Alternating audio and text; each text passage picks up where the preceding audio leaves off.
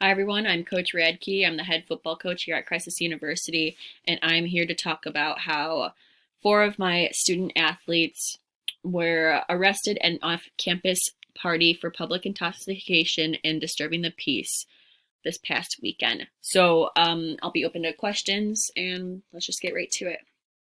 So, Coach Radke, what is your team's policy in regards to athletes using drugs and alcohol? So I have a zero tolerance policy with my athletes. It kind of goes in like a strikeout kind of situation. So the athletes know that there's a 3-game suspension after the first time that they are caught with the possession of drugs or alcohol. After their second offense, they are then suspended from my program for the rest of the season. So they'll just lose their entire rest of the season.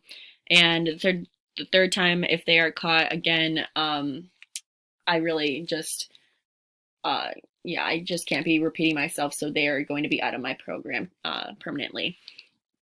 Okay, so for the second question, there was what were the ages of my athletes involved? So my athletes were 20 and 21, so two of them were 20, two of them were 21.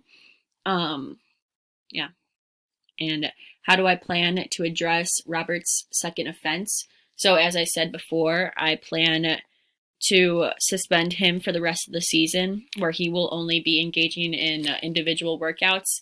He will not be doing anything in regards to the team. He will not be participating in any extra activities that we will be having. He will just be focusing on himself and hopefully learning from the mistakes that he has made.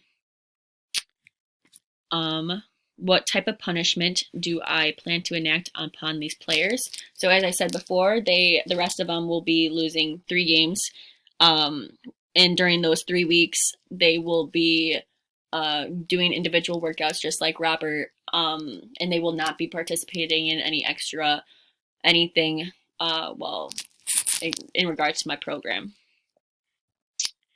So, Coach Radke, drinking and run-ins with the law seem to be a yearly topic with your team.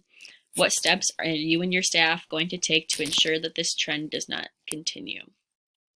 So my coaching staff and myself are going to revise the consequences that we have previously made, because obviously they're not harsh enough to be scaring our boys, because the same thing keeps on happening for the past few years. So we're going to revise them and have more strict um, uh, rules with drugs and alcohol, and hopefully that will make our boys understand that we don't mess around with these when coming in with the law.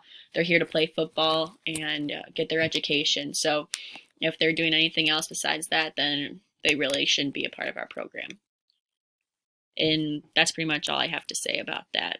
Thank you for tuning in, and I hope you all have a good day.